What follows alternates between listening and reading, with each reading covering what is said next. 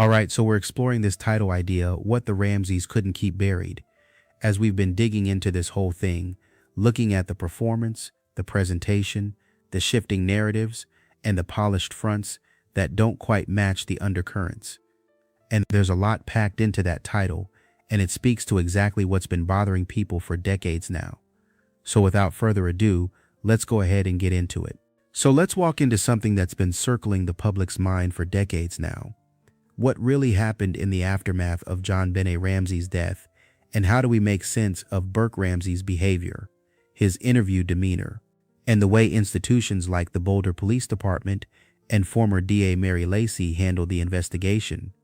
We've got key players here: Burke, the younger brother who was 9 at the time; John and Patsy Ramsey, who became the public face of parental grief and scrutiny; and a long trail of experts, pseudo-experts, media figures, and legal statements that have shaped the narrative ever since.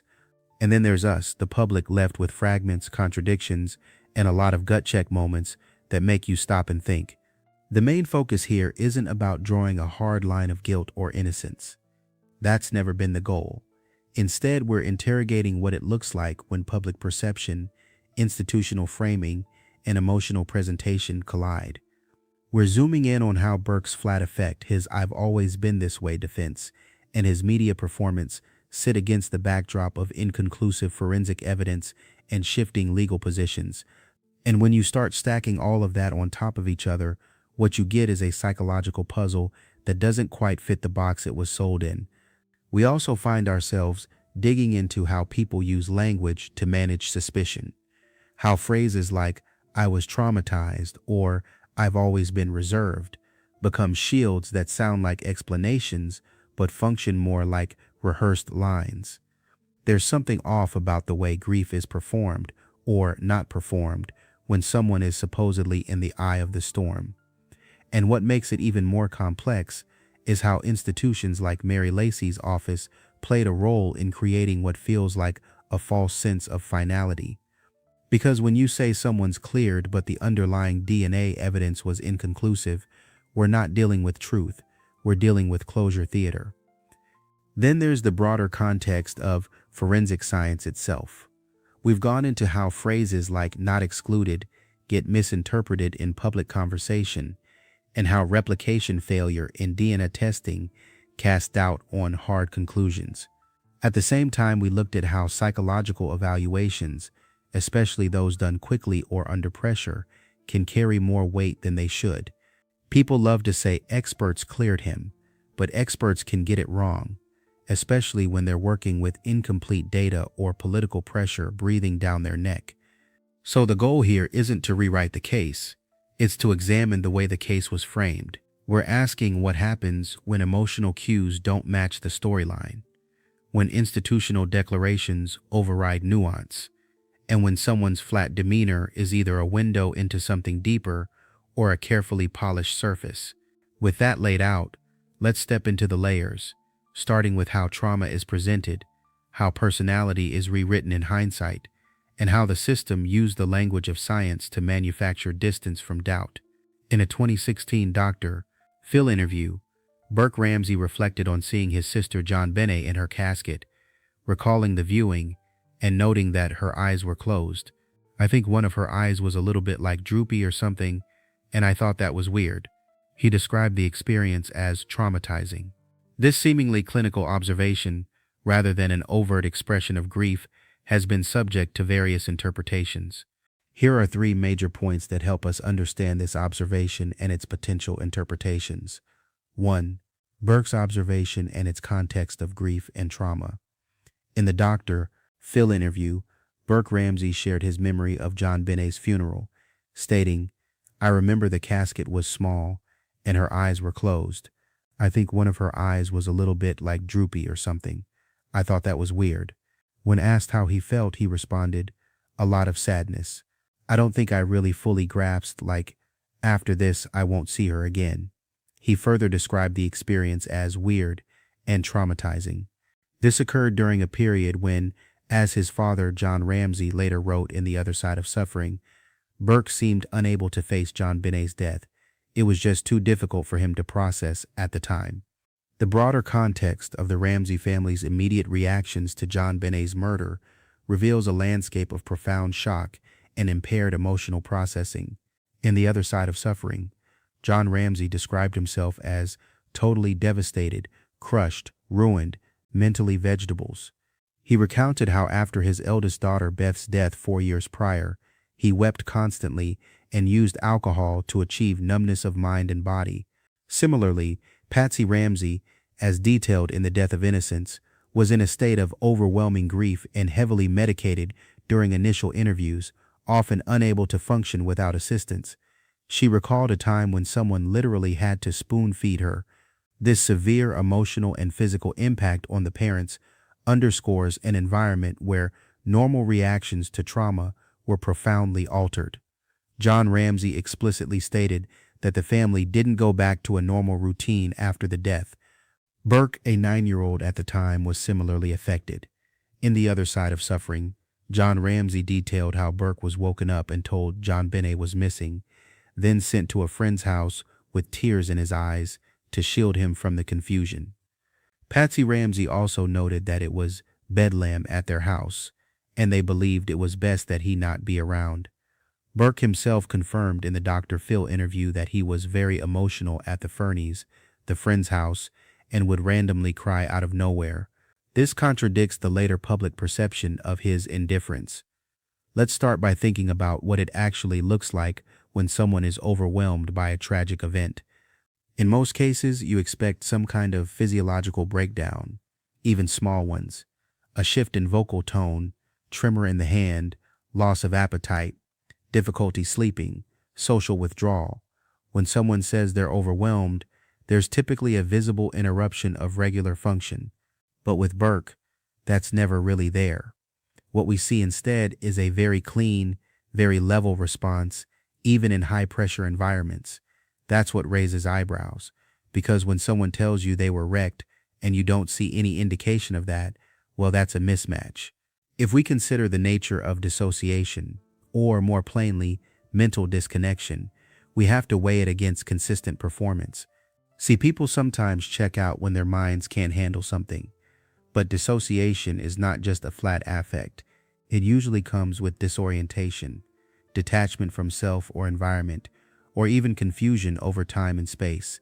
Yet Burke, both then and now, doesn't seem disoriented. He seems sharp, rehearsed even. That's not disassociation in the clinical sense. That's someone who is aware of the camera, the format, the goal, and that's not inherently suspicious unless it contradicts the story he's trying to sell. Now let's think about the way kids actually process permanent loss. Even young kids understand when someone is gone for good. Maybe not in a philosophical sense, but they get the absence. They feel it. It leaks into their play, their speech, their drawings. You hear it in the way they ask questions. And sure, some kids get quiet, but even the quiet kids leak. Burke didn't leak. Not in private interviews, not in body language, not even in years later reflections. And that's the part that feels out of place, not because it's impossible, but because it's so improbably sterile. On the same topic, we should probably explore what it means to remember something as weird. When Burke describes his sister in her casket and says her eye was droopy or something, I thought that was weird. What exactly is happening there?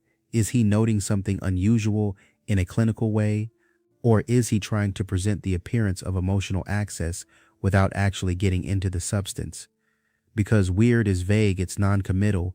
It's like saying I noticed something was off without owning the deeper emotional or psychological meaning of what was lost. It's surface level. And here's another thing worth exploring, the way we sometimes use borrowed language to signal emotion. People who feel detached from an experience, especially one they think they should feel more about, will often rely on stock phrases. It was traumatic. I was sad. It was hard. These are not always honest feelings. They're sometimes placeholders. Scripts. And you see this a lot when someone is trying to pass a psychological test, either in therapy or in the public eye. You say the right thing to get to the next step, but the real stuff is in the texture, in what's said when you're not trying. If we stretch this out a bit more and think physiologically, we get into stress hormone patterns. When someone goes through a high-stakes or disturbing event, their adrenal system activates cortisol, norepinephrine, all that. The body becomes hyper-alert. And you don't have to be a medical expert to notice that in someone. Tapping fingers, restless eyes, pacing, even in interviews decades later, those effects echo. People sweat more when recalling difficult memories. They break eye contact. Their voice breaks. Burke, he sits still. He holds a grin. It doesn't align with the narrative of shock or chaos. Another layer to this is the way families sometimes manufacture a script of dysfunction. Not on purpose necessarily, but as a way of justifying behavior. The idea that, well, he's just always been a little off, becomes a protective shield. Patsy and John both repeat this in various forms. He was sensitive. He didn't understand. He was quiet. But when you comb through earlier interviews and books, you see a different kid. Curious, engaged, expressive, running into their bed at night, asking questions. That's not a shutdown kid. So the version of Burke we see on Dr. Phil feels like a retrofit. What might also be worth noting is how media coaching plays into all of this. By the time Burke appears on national television, there's been decades of silence. That means there's been plenty of time for scripting. And when someone's media trained, you don't always get truth, you get message control. You get phrases that avoid liability, statements that don't go too far in any direction. Burke's entire appearance feels like a practice display of, I was there, but I wasn't.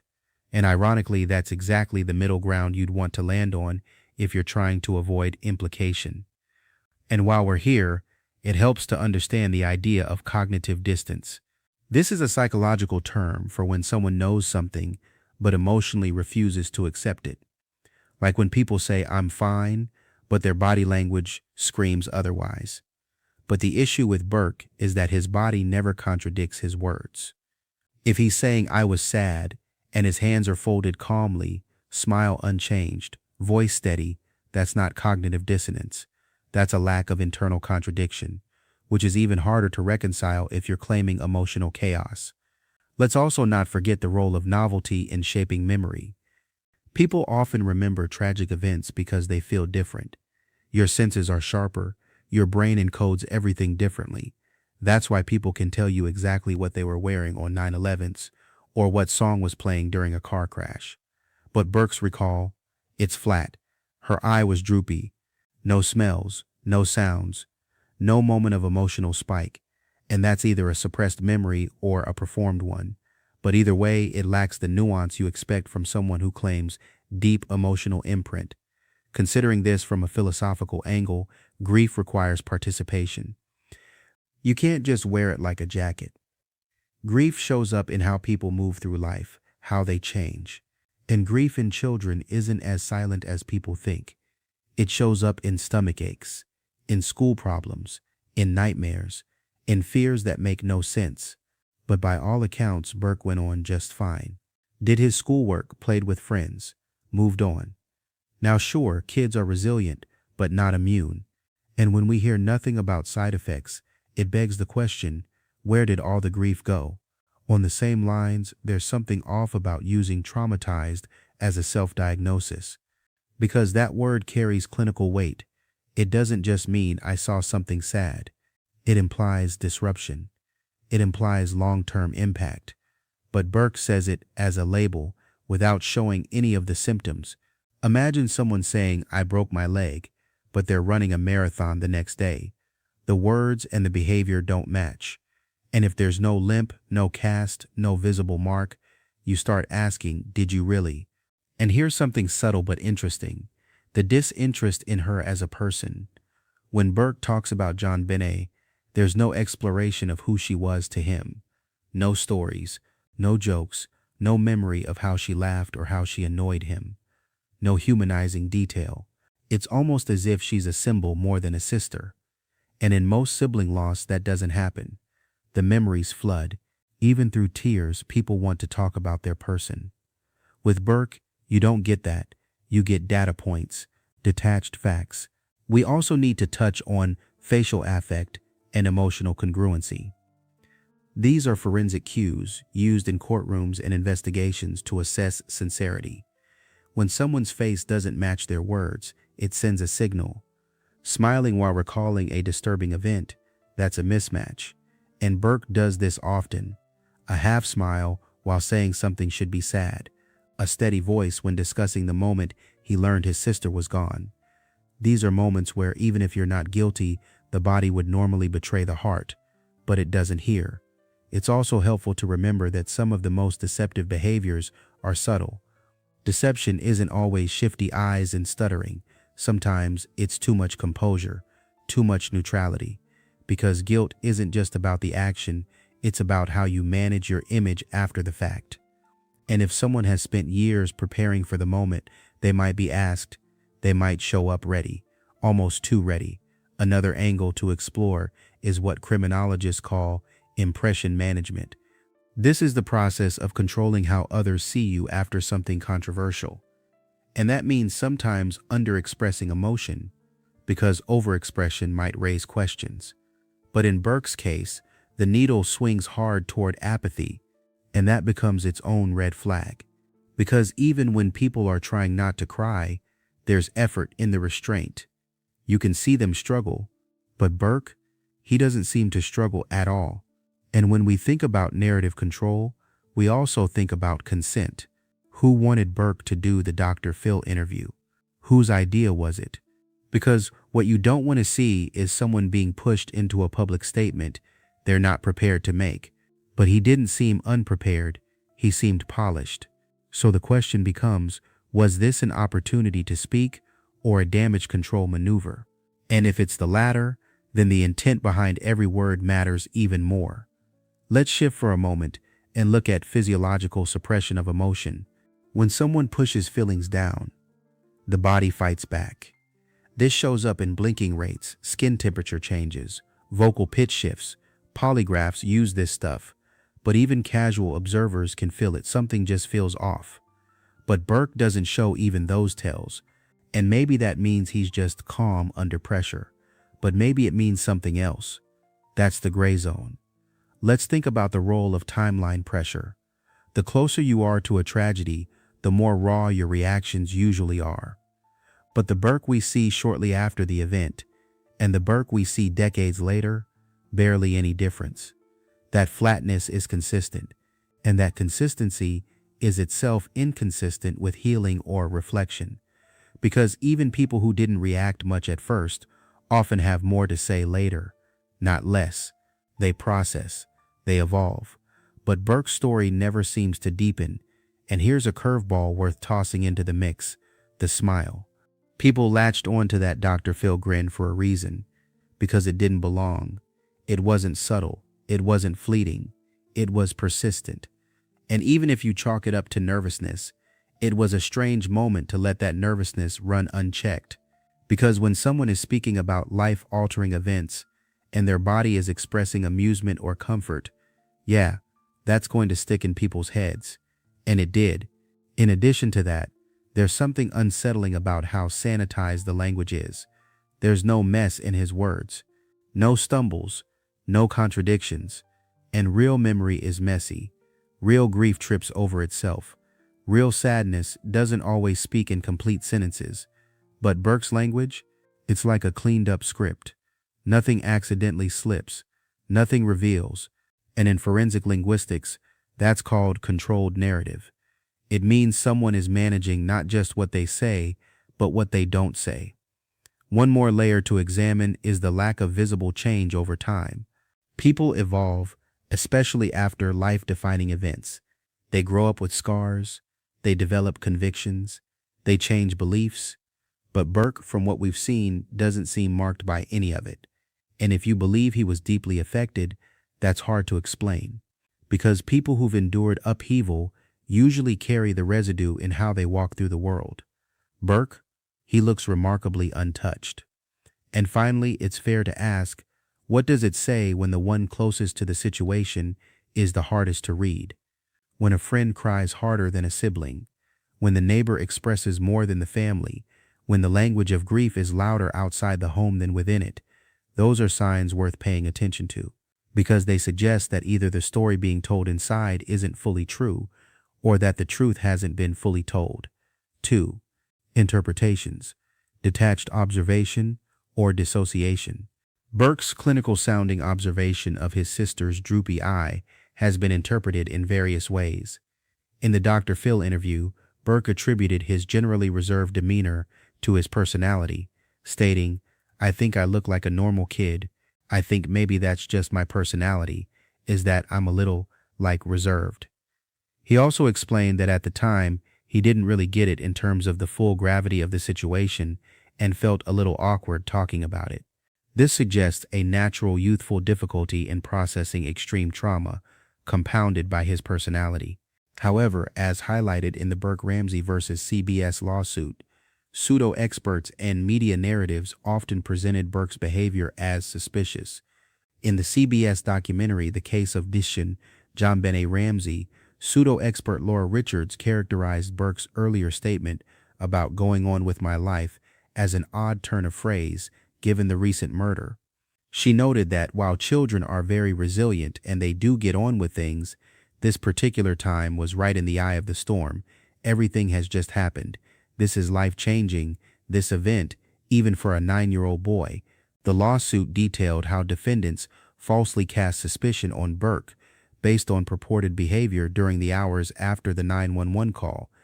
They implied Burke's composure showed an enormous lack of emotion and almost an indifference, making him seem like a lying sociopath. For instance, his affirmative response to being asked if he felt safe was twisted to imply he knew he was the killer because he doesn't worry about himself or worry that they may come back for him. Such interpretation suggested his behavior was an eerie marker of dissociation or guilt rather than a normal, albeit reserved, coping mechanism.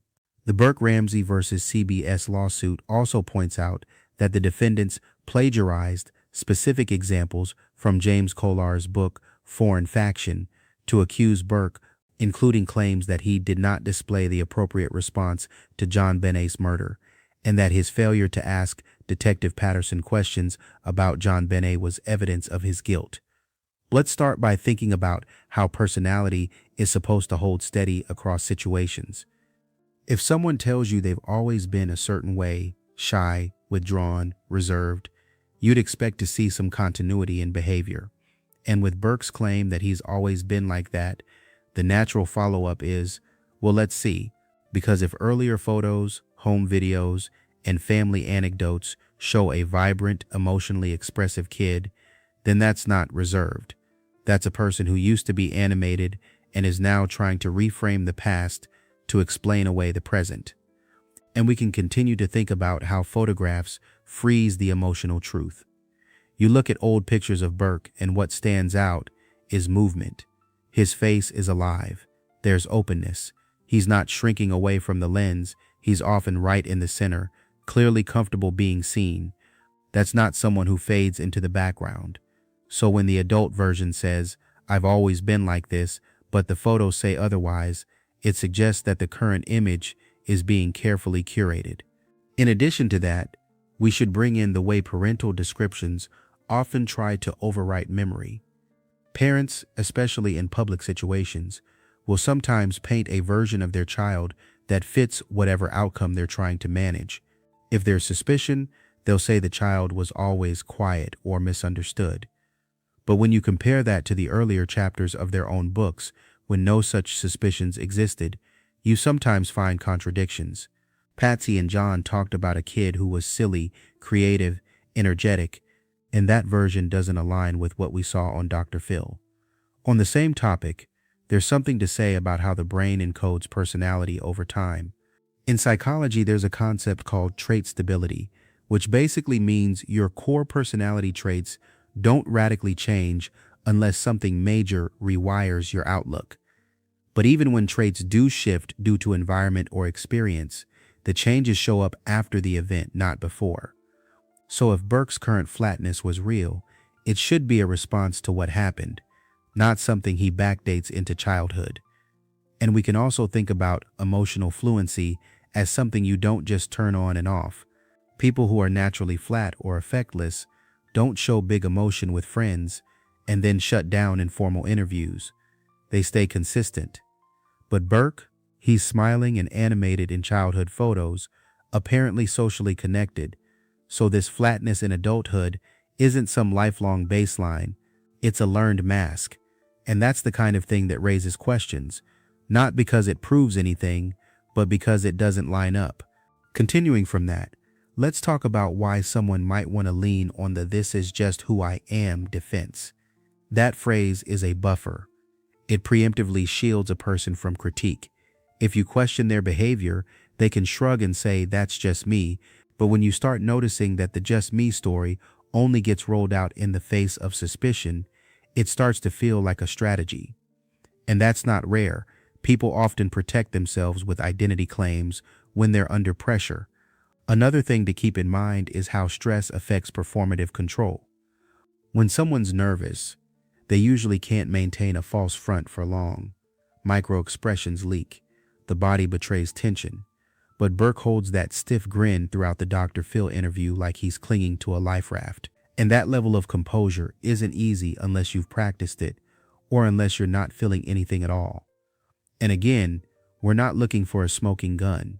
We're looking at human behavior and whether it makes sense. On a similar note, think about how children evolve into their adult selves. Evolve that fulfilling. Kids who are bubbly usually grow into adults who are expressive, even if they become more mature. That transition is fluid. What's odd is when you see a sharp break. It's like looking at two different people. The child version of Burke had emotional access. The adult version shuts it all down. That suggests something shifted, something that needed to be managed, hidden, or reshaped. Now, if we start thinking from a criminological angle, we get into behavioral displacement. That's when someone shifts their focus or changes behavior to avoid dealing with an underlying truth. The sudden retreat into a quiet, stoic personality might not be who someone really is. It might be how they're avoiding who they were. And when someone is asked to recall a major event, that shift becomes even more noticeable. They freeze, they sanitize, and that disconnect becomes a flag. We can also consider a forensic idea called emotional incongruence. That's when the emotional content of what's being said doesn't match the context. If someone's talking about a loss and they're smirking or monotone, that mismatch matters. It doesn't prove anything in isolation, but it disrupts the coherence of the story. And when you see multiple incongruences over time, it builds a profile, not necessarily a profile of guilt, but of someone who's managing perception rather than expressing memory. Let's not ignore how parents' own inconsistencies contribute to the fog. John and Patsy often emphasize how deeply affected they were, how emotionally raw. But then they describe a son who barely reacted, who didn't ask questions, who didn't cry. That's unusual, because in a high-functioning family, emotional signals spread. Kids pick up on them. If the parents are wrecked, the child reacts. So Burke's insulation doesn't track unless someone deliberately kept him emotionally apart. And here's something philosophical to sit with. When someone rewrites their past, they usually leave seams. False consistency always has cracks. Like claiming to be reserved your whole life, but showing up in old footage lighting up the room. Or insisting you didn't understand what was happening, but recalling specific visual details with eerie precision. These mismatches don't come from forgetfulness. They come from trying too hard to close every open loop. We can dig a little deeper into this from a psychological modeling angle. Behavioral modeling says we learn our emotional responses through feedback loops. Burke would have mirrored his environment. If his family normalized silence and suppression, then yes, he might have taken that in. But here's the thing. Kids don't absorb that completely. They still leak, unless they've trained not to. And that kind of training is rare unless someone is trying to maintain an internal distance from the event entirely. And to explore the physiology a bit, emotional dampening isn't the same as emotional baseline. There's a difference between someone who is naturally subdued and someone who is actively suppressing emotion. The former still shows subtle signs, blinking more when stressed, fidgeting, slower speech. Suppression, on the other hand, often results in rigid control, minimal movement, steady breathing, fixed gaze. And that's exactly what we see in Burke's interviews. Not calmness, but careful stillness. Let's also take a second to talk about psychological compartmentalization. This is when someone puts a memory or an emotion in a mental box and avoids accessing it. It's a survival technique, but it's also traceable. People who compartmentalize tend to show delays in processing, inconsistencies in storytelling, or avoidant behaviors when pressed. Burke's responses don't show avoidance, they show precision. He doesn't deflect, he simply offers no internal life at all. And building on that, there's this concept called affective flattening. Clinically, that refers to someone who has lost the ability to express emotion due to neurological or psychological disruption. But affective flattening also becomes a choice in media strategy. Some PR coaches even teach this. Stay calm, keep your eyes still, breathe through your nose, smile gently. But that's not natural, it's performance. And when it appears in someone discussing something deeply personal, the question becomes, what are you afraid might show up if you didn't manage the impression? Another idea to throw in here is the defensive nature of over-explanation. When someone preemptively says, "I've always been like this," they're trying to control the frame. It's a narrative anchor. But real people don't usually feel the need to pre-justify their personalities unless they've been accused of something. That's where motive gets cloudy. Is Burke just trying to explain, or is he trying to manage what people think before they even ask? On that note, consider what it means to backfill an identity. It's like retroactively rewriting who you were to make the present version make more sense. But again, real memories are messy. You don't remember being a reserved child. You remember not liking crowds, or hiding behind your mom, or drawing alone. But Burke doesn't give that texture. He gives a label. And labels are red flags when they're used to paper over inconsistencies. Getting inside the mind of someone who needs to maintain distance, you have to think about control. If the person felt something too big to process or something too risky to reveal, then managing emotional distance becomes their job. Every smile, every statement, every "I'm fine" becomes a stitch in the narrative. And the thing about stitching is, the more careful it is, the more unnatural it looks when the light hits it the wrong way. Let's look at how people manage cognitive dissonance. When two conflicting truths exist, like "I care deeply" and "I didn't react," the brain wants to resolve the gap, so it picks one, often the easier one. In Burke's case, he seems to have picked "I just didn't get it," but that explanation is threadbare, because even at 9 years old, the finality of a sibling's absence doesn't escape you. You don't have to understand death philosophically to feel it practically. And let's not forget the way timing plays into credibility. The farther you are from an event, the more reflective people usually become. They gain insight, they process. But Burke offers no hindsight, no new angles, no adult reflection. That's rare. People who've had decades to unpack something usually bring more to the table. But here we get the same guarded phrases we might have heard at age 9. If we keep peeling this back, the emotional economy of this whole thing seems oddly balanced. No spikes, no dips, no moments where the mask slips. And that's just not typical. Not for someone who experienced something chaotic, confusing, and widely speculated upon. You expect to see at least a hint of vulnerability. But Burke holds the line with a kind of precision that feels more aligned with protection than personality. And at the end of the day, when someone's explanation of who they are only shows up after scrutiny begins, that's worth sitting with. Because people don't generally explain what no one's questioning. If Burke had been described as shy, quiet, or withdrawn long before this event, it might be believable. But when that description only shows up in defense of a strange public appearance, it starts to feel like a retrofit. And retrofits, while sometimes functional, rarely tell the whole story. 3. Forensic psychological assessment and sincerity of mourning. The reliability of using a child's language and demeanor to assess sincerity of mourning or guilt is highly contentious, especially by pseudo-experts. The Burke Ramsey versus CBS lawsuit emphatically states that Clemente and Richards are totally unqualified to perform a psychological analysis of a child based on a video interview, and no legitimate psychologist would render any opinions based on excerpts from such an interview. Furthermore, even James Kohler, whose book Foreign Faction was heavily relied upon by the CBS documentary, admitted that such behavioral observations were of a highly speculative nature, and more than this, behavioral indicia was needed to prove any theory of Burke's involvement. Official investigations and interviews conducted closer to the time of the murder did not support the later theories of Burke's involvement based on his behavior.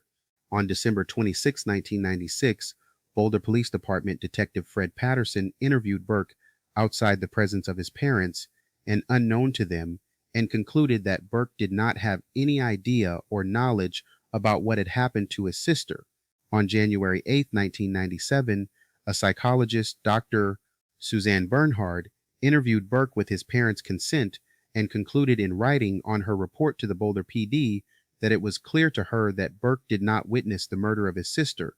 The lawsuit highlights that the Boulder PD and Child Social Services were convinced by these interviews that Burke was unaware and did not witness the murder, directly contradicting the later pseudo-expert implications. John Ramsey's personal experience of grief also sheds light on varied emotional responses, suggesting that emotional detachment or numbness can be a genuine part of mourning. He noted that after Beth's death, he plummeted into a well of despair and found himself often in tears, describing this as a broken stage where his faith had struck rock bottom. He also expressed difficulty in discussing the autopsy report of JonBenet, stating, "I can't look at that," and that if he lets himself think beyond that, it's too difficult. This demonstrates that avoiding or a detached approach to painful details can be a coping mechanism, not necessarily an indicator of guilt. Patsy Ramsey also admitted she did not recall kneeling at JonBenet's coffin during the funeral service, indicating a state of being still in shock and medicated.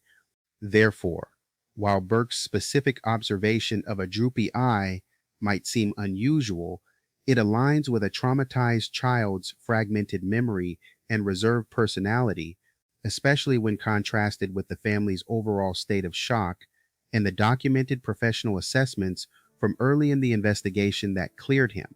Using such a detail to assess sincerity of mourning without proper psychological expertise and full context is, according to the sources, unreliable and potentially defamatory. Let's start by thinking about what it really means when someone is cleared by a professional. It sounds definitive, right? Like a stamp of innocence. But in reality, being cleared can mean a dozen different things. Sometimes it just means there wasn't enough immediate evidence to move forward. Other times, it's more about politics or pressure than truth. And in the Burke case, that's where the language starts to blur. Because when someone says he was cleared by professionals, the first question should be, based on what? Based on how much? Based on which version of the facts? And we can continue to think about how a false positive can be just as damaging as a false accusation. See, people usually talk about wrongful blame, but what about premature exoneration? In this case, Mary Lacey stood up and said there was no evidence tying Burke or the family to the scene. But then, later, forensic reevaluations showed that even her own office had reports suggesting the DNA wasn't conclusive. So now we have a situation where a professional gave a green light without reconciling some of the most crucial forensic gaps. That's a huge problem. In addition to that, we have to dig into what DNA evidence can and can't tell us. People love to act like DNA is the final word in a case, but it's not. Forensic DNA is only as strong as its chain of custody, replication consistency, and comparative database. If you can't replicate the DNA sample reliably across multiple tests, then you're left with something closer to a shadow than a fingerprint. And that's what happened here. Samples didn't replicate, weren't definitive, yet were still used as if they were hard fact. That's a scientific overreach. On the same topic, it's worth unpacking what not being excluded actually means. This is one of those technical phrases that sounds simple, but gets twisted in the courtroom and in the media. When someone is not excluded, it doesn't mean they're a match. It means there wasn't enough clarity in the data to rule them out. So technically, the door is still open, and if Burke couldn't be excluded from certain samples, then that's not clearance, that's ambiguity. And ambiguity isn't where truth lives, it's where narratives are shaped. And if we start thinking about how forensic framing works, we should look at the power of omission. Sometimes it's not what's said, it's what's left out. When you read a report and the summary says the DNA did not match the family, but the underlying data shows inconclusive replication or unresolved contributor, that's not honesty, that's editing. It's the forensic version of Photoshop. And that kind of manipulation allows a story to harden into fact even when the foundation is shaky. We can also think about how official statements create false security. When someone with authority makes a claim, especially in a high-profile case, people assume it must have gone through rigorous vetting, but that's often not the case. Professionals are human. They make decisions based on pressure, emotion, public scrutiny. Mary Lacy may have genuinely believed what she was saying, but belief and proof are not interchangeable. And once she said it, people stopped asking the right questions. Continuing along those lines, there's the issue of reactivity in public institutions. When public interest surges and media scrutiny builds, investigators and officials often move in reaction rather than logic. They feel the need to give answers, not always the right ones, but definitive ones. And so statements like, "This person is not a suspect," start flying, sometimes just to take the heat off.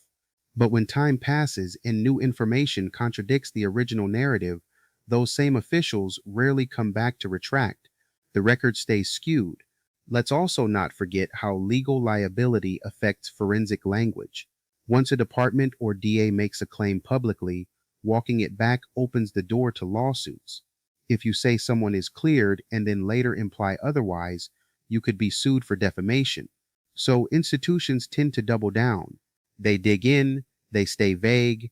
That's why you'll often see phrases like "at this time" or "based on available information," because they leave room to pivot without ever having to admit fault. Another thing to think about is the way experts are treated as immune from critique. There's this weird tendency to treat someone's credentials as a shield, but having a degree or title doesn't mean every decision is sound. In fact, the more powerful the institution, the more pressure there is to close cases, preserve reputation, or protect internal politics. We've seen experts get it wrong in other cases. Why not here? Questioning a professional's judgment isn't disrespect, it's due diligence. And building off that, we should consider the role of confirmation bias in investigation. This is a cognitive shortcut where people see what they want to see based on their initial assumption. If an investigator walks into the case believing Burke is innocent, they're more likely to interpret his behavior, his interview responses, and even the evidence through that lens. And that's a silent bias. It doesn't announce itself.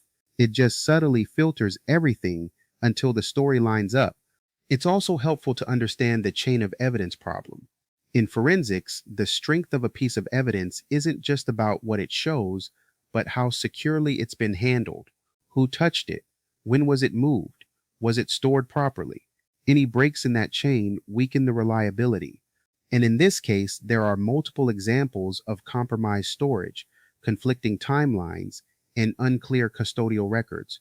That means even if the evidence had been definitive, it wasn't clean. Let's dig into the psychological weight of being cleared when no one really believes it. If someone is publicly exonerated, but the public still side-eyes them, there's a weird paradox at play. You're technically free, but socially under suspicion. And that's where spin comes in. You lean hard on the clearance. You repeat it often. You cite it as if it's gospel. But the more you say it, the more it starts to sound like protest, not truth. And that desperation to be believed becomes part of the performance. We should also talk about the limits of psychological evaluations in forensic settings. Most people don't realize that evaluating a child in a high stakes legal case is extremely difficult. Kids want to please adults.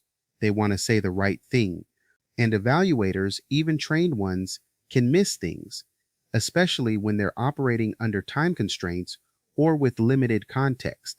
So when an evaluator says, "I don't think this child knows what happened," it doesn't mean they're right. It just means they didn't detect anything obvious in the window they had. And here's a layer people don't think about: institutional fatigue.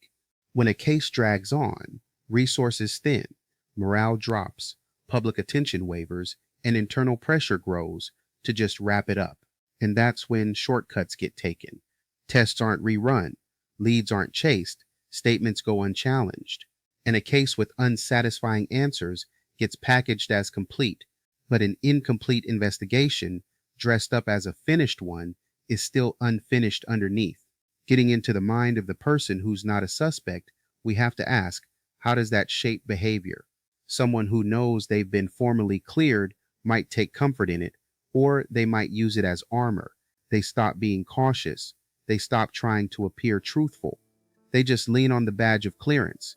And ironically, that can make them act more detached over time. Because why should they care what you think if the system already said they're clean? And we can't ignore the weird incentives in forensic interpretation. Sometimes labs and investigators are subtly pushed to produce results that don't muddy the waters, especially in high-profile cases. If a lab finds something ambiguous or controversial, there might be quiet pressure to frame it more carefully or delay testing until the media storm dies down. That's not conspiracy, that's workplace culture. And in cases like this, those moments of hesitation or silence change everything. We should pause for a moment and think about what kind of evidence would be needed to raise suspicion. If ambiguous DNA isn't enough, if behavioral inconsistency isn't enough, if early interviews don't count because the child was young, then what's left? That's the dangerous trap of overclearing. Once you say someone's off the table, you build walls around them. And those walls mean new evidence has to be louder, bigger, more disruptive just to be taken seriously. That's a heavy burden of proof. Philosophically, we might consider the difference between innocence and lack of evidence. One is a state of being, the other is a technical gap, but they're often used interchangeably. And when people hear cleared, they think innocence. But what they're often being told is we can't prove it. And those are two very different statements. But when you blur them, you create a false binary. Someone is either guilty or absolved. No middle ground. But real life has a middle ground. Lots of it. We can also examine how forensic reports can be cherry-picked. A report might contain a dozen different findings, some clear, some murky. But the part that gets quoted in press releases is the part that supports the preferred narrative. No matching DNA becomes the headline, even if other parts say partial inclusion possible or not excluded. That's how truth gets massaged, not by changing facts, but by elevating certain ones and burying others. Another layer of all this is the media's tendency to echo authority. Once a DA makes a statement, most journalists repeat it without challenging the details. They don't have access to the full lab reports. They don't cross-examine the science. They just report the quote. And then that quote gets multiplied, echoed, and baked into public memory, even if it's wrong, even if later reports contradict it. Once the narrative sets in, undoing it is nearly impossible. Let's think about what happens when forensic ambiguity becomes a shield. If something's unclear, it should prompt further digging, but often it becomes a stopping point. We don't know turns into, so it probably wasn't them. But that's not logical. That's hopeful thinking. And hopeful thinking has no place in investigative work. The burden isn't just to prove, it's to keep asking, especially when the answers are muddy. And finally, there's this chilling realization, the illusion of closure. When institutions say someone is cleared, it gives everyone permission to stop wondering, to move on.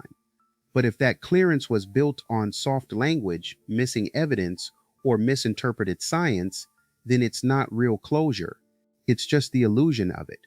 And illusions, no matter how comforting, can't change the facts. They just delay the reckoning.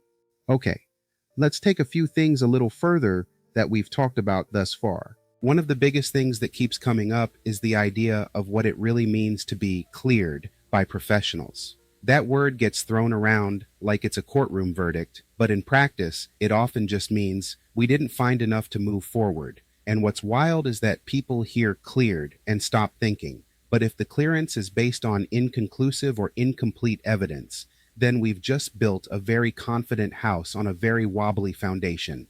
That's a big problem, especially when the public repeats that word like it's gospel. It shuts down curiosity.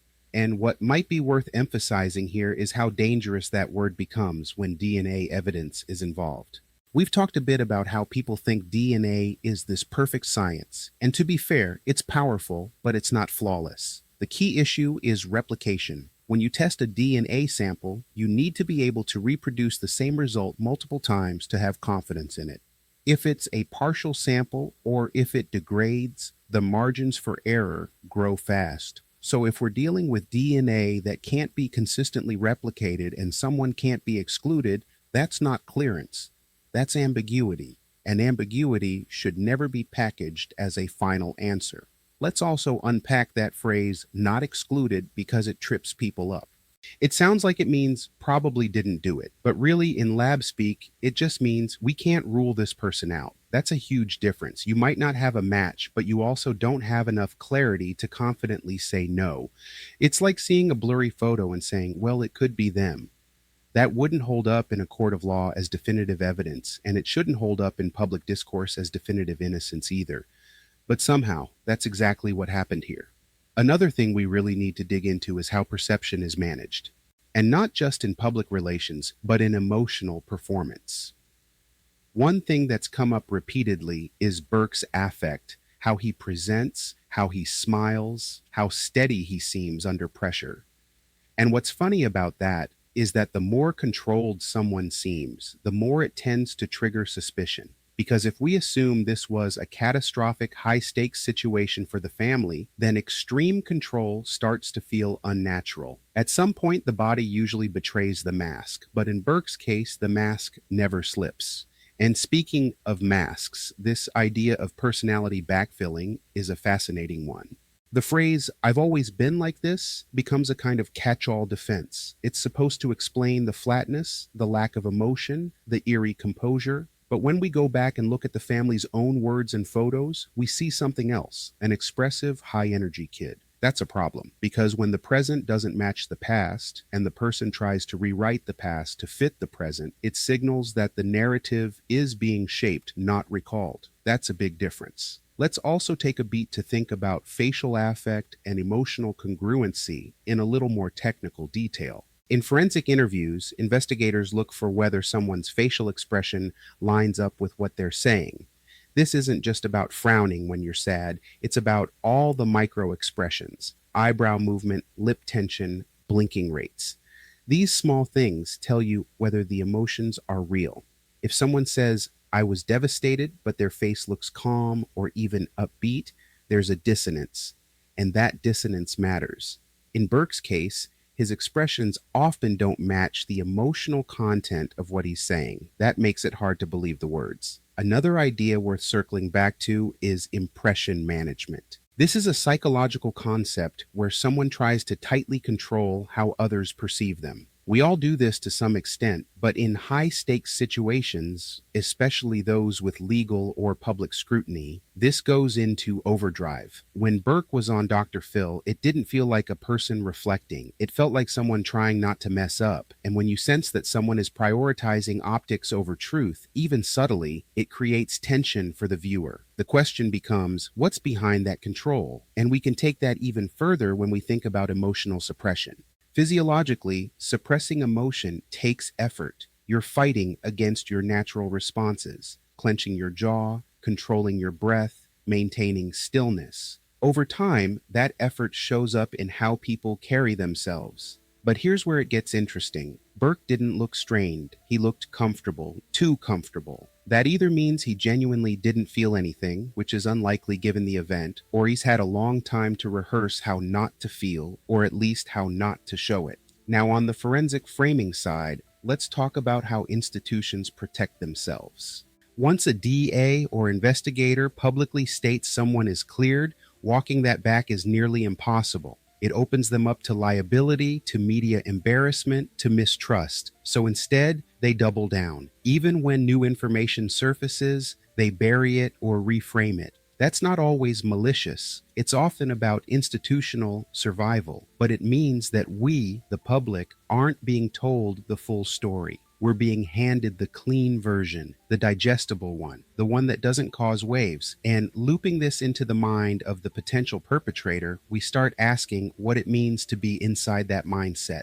Let's say, hypothetically, someone knows they were close to something happening, even if they didn't directly cause it. That person might adopt a mental position of emotional distance, not just to protect themselves legally, but to survive the cognitive weight of being near something irreversible. So instead of emotional breakdowns, they lean into control. Instead of remorse, they practice narrative consistency. And over time, that becomes the only version of events they allow themselves to remember. What's also interesting is how children adapt in environments where adults are managing a secret. Kids mirror what they see. If the adults around them are dodging questions, crafting responses, or trying to control the public narrative, the child learns that behavior without being told. It becomes second nature. So when people say he was just a kid, that's true. But kids absorb dynamics fast. And if secrecy was the household currency, then emotional withholding becomes a form of participation, even if it's subconscious. There's also something compelling about the way time hasn't changed the story. Usually, when people reflect on a major event years later, they bring new insight. They say, back then, I didn't understand, but now I see things differently. But Burke's tone, content, and delivery on Dr. Phil all feel frozen in time, as if no growth has happened. That suggests not just emotional stagnation, but a deliberate avoidance of deeper reflection. It's like the narrative was preserved in amber, untouched by time. And the role of experts here shouldn't be left out.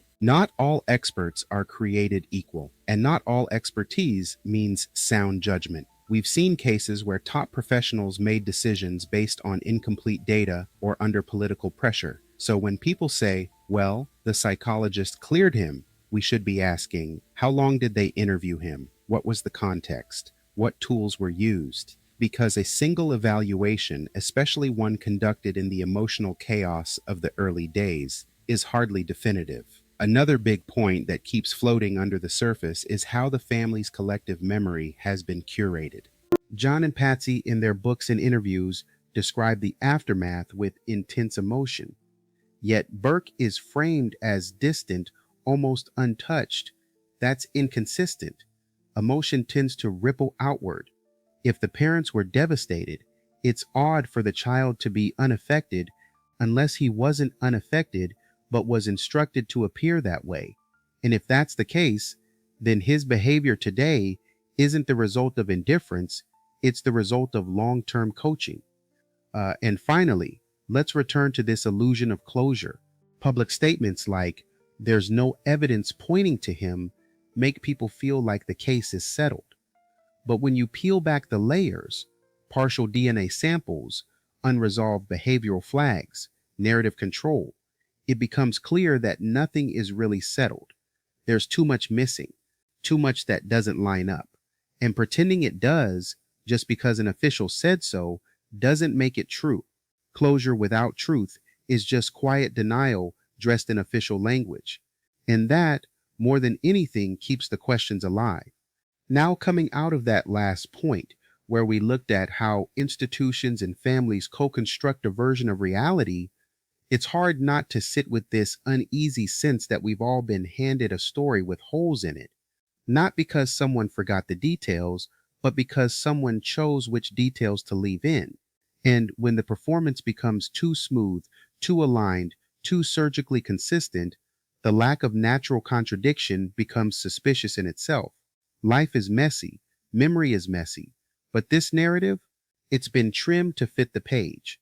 What we're really wrestling with here is not just Burke's behavior in a vacuum, but how his behavior was situated within a legal, forensic, and media apparatus that did more to close the door than to walk through it. You start realizing that once someone's labeled not a suspect, it creates a kind of immunity from further scrutiny. But that immunity isn't earned through clarity, it's built on ambiguity, DNA that doesn't replicate, statements that sound off but get brushed aside, psychological profiles that feel too neat for what they're claiming to explain. And then there's the language itself. From traumatized to reserved, we've seen how Burke's own words and the words spoken about him work overtime to paint him in soft focus. But grief doesn't exist in soft focus. It's loud, awkward, jagged, and full of contradiction. The fact that we see so little of that in any of Burke's public appearances raises real questions about whether what we're being shown is real or simply allowed. We also can't ignore the pattern of performance that unfolds in high-stakes cases like this. The posture, the smiles, the careful avoidance of real emotional weight.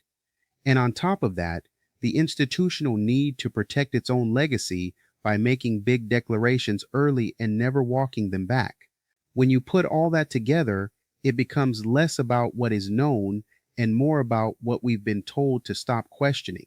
So now that we've taken this closer look, not at a smoking gun, but at a quiet fog, it becomes clear that what's unresolved here isn't just a case, it's a dynamic. A system, a choreography of image, influence, and avoidance. And whether you walk away from this convinced or conflicted, one thing is certain: when clarity gets replaced with comfort, the truth doesn't vanish, it just waits for someone to start asking better questions again. And so I'll let you go, but as always, I appreciate you being here and watching.